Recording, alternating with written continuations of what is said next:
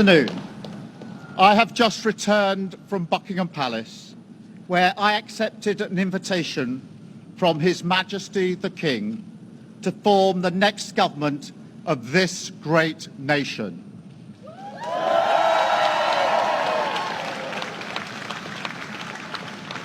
I want to thank the outgoing Prime Minister, Rishi Sunak.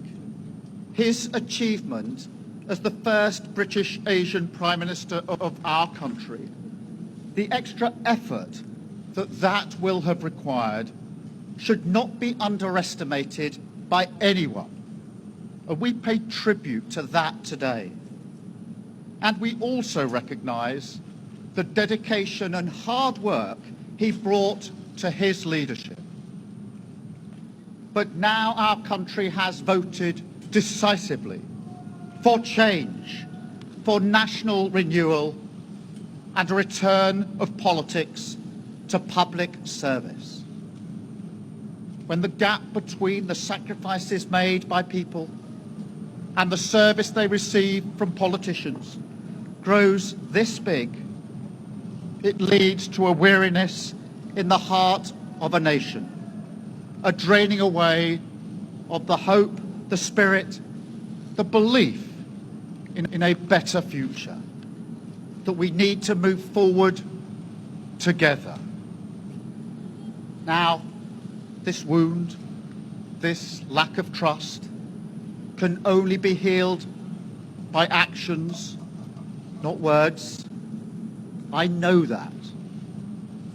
But we can make a start today with the simple acknowledgement that public service is a privilege, and that your government should treat every single person in this country with respect.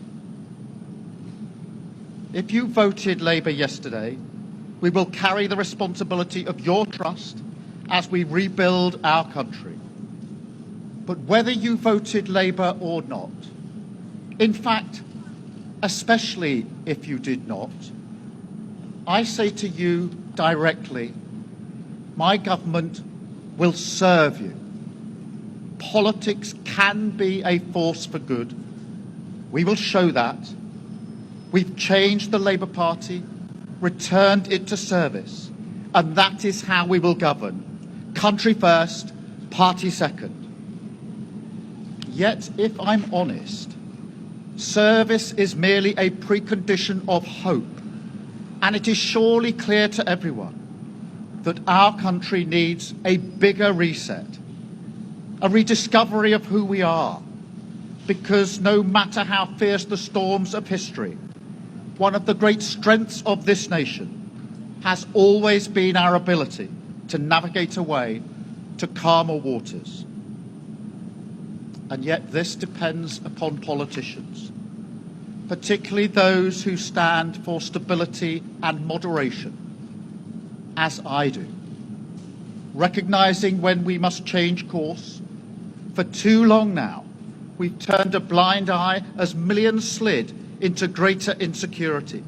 Nurses, builders, drivers, carers, people doing the right thing, working harder every day, recognised at moments like this before, yet as soon as the cameras stop rolling, their lives are ignored. I want to say very clearly to those people, not this time. Changing a country is not like flicking a switch. The world is now a more volatile place. This will take a while. But have no doubt that the work of change begins immediately. Have no doubt that we will rebuild Britain with wealth created in every community. Our NHS back on its facing the future. Secure borders, safer streets, everyone treated with dignity and respect at work. The opportunity of clean British power, cutting your energy bills for good. And brick by brick, we will rebuild the infrastructure of opportunity. The world-class schools and colleges, the affordable homes that I know are the ingredients of hope for working people. the security that working class families like mine can build their lives around. Because if I asked you now whether you believe that Britain will be better for your children, I know too many of you would say no. And so my government will fight every day until you believe again. From now on, you have a government unburdened by doctrine, guided only by the determination to serve your interest, to defy, quietly, those who have written our country off. You have given us a clear mandate, and we will use it to deliver change, to restore service and respect to politics, end the era of noisy performance, tread more lightly on your lives, and unite our country. 4 nations standing together again, facing down, as we have so often in our past, the challenges of an insecure world, committed to a calm and patient rebuilding. So, with respect and humility, I invite you all to join this government of service in the mission of national renewal. Our work is urgent, and we begin it today. Thank you very much.